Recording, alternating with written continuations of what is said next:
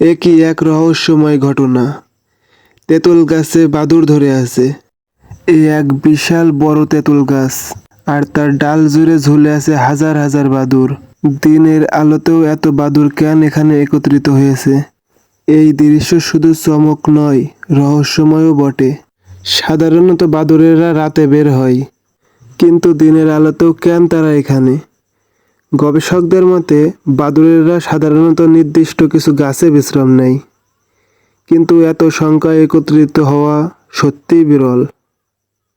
গ্রামের কিছু মানুষ বিশ্বাস করেন এই তেঁতুল গাছ কোনো এক অদ্ভুত শক্তির অধিকারী। কেউ কেউ বলেন রাতের বেলা এখানে অদ্ভুত আওয়াজ শোনা যায়। আবার কেউ কেউ বলেন এই গাছের নিচে কিছু ঘটেছে, যার কারণে বাদুড়েরা এখানে আশ্রয় নিয়েছে। তবে বিজ্ঞানীরা বলেছেন এটি একেবারেই প্রাকৃতিক ঘটনা। বাদুড়েরা নিরাপদ আশ্রয়ের খোঁজে দল বেঁধে থাকে। তেঁতুল গাছের ডালপালা ঘন হওয়ায় তারা এখানে সহজেই ঝুলতে পারে। গ্রামের কিছু কিছু মানুষ বিশ্বাস করেন এই তেঁতুল গাছ কোনো এক অদ্ভুত শক্তির অধিকারী। কেউ কেউ বলেন রাতের বেলা এখানে অদ্ভুত আওয়াজ শোনা যায়। আবার কেউ কেউ বলেন এই গাছের নিচে এমন কিছু ঘটেছে, যার কারণে বাদুড়েরা এখানে আশ্রয় নিতে বাধ্য হয়েছে। তবে বিজ্ঞানীরা এটার বিষয়ে বলেছেন এটি একেবারেই প্রাকৃতিক ঘটনার সাথে মিল আছে। বাদুড়েরা অনেক সময় নিরাপদ আশ্রয়ের জন্য এই তেঁতুল গাছ পছন্দ করে থাকে, কারণ তেঁতুল গাছের পাতা অনেক ঘন হয়।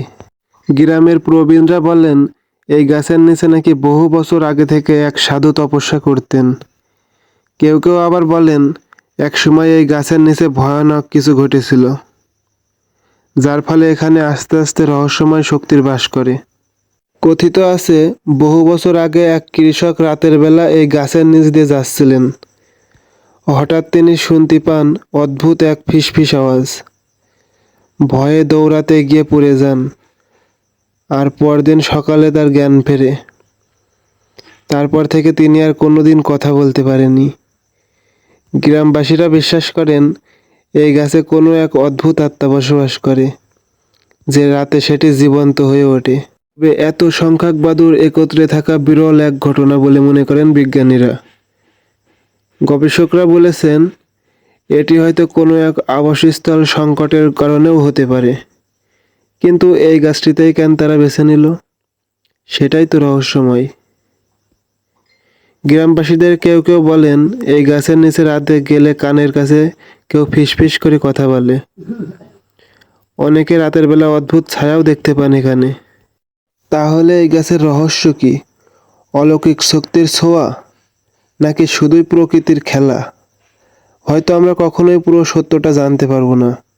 তবে একটা কথা নিশ্চিত বলতে পারি, দিনের বেলায় এই গাছের আশেপাশে দাঁড়ালে এক অদ্ভুত অনুভূতি হয় নিজের ভিতরে। আপনারা কি মনে করেন এটা কি শুধুই বাদরের জন্য উপযুক্ত একটি জায়গা, নাকি এখানে সত্যিই রহস্য লুকিয়ে আছে? কমেন্টে জানাতে পারেন এটা। তো বন্ধুরা, কেমন লেগেছে আমাদের ভিডিওটি? আশা করি ভিডিওটি অনেক বেশি ভালো লেগেছে। তো ভিডিওটির কোন পার্ট, কোন কথাটা সব থেকে বেশি ভালো লেগেছে সেটা কিন্তু আপনারা কমেন্টে জানাতে পারেন। তো দেখা হচ্ছে পরবর্তী কোনো আকর্ষণীয় ভিডিওতে। এতক্ষণ সবাই ভালো থাকবেন।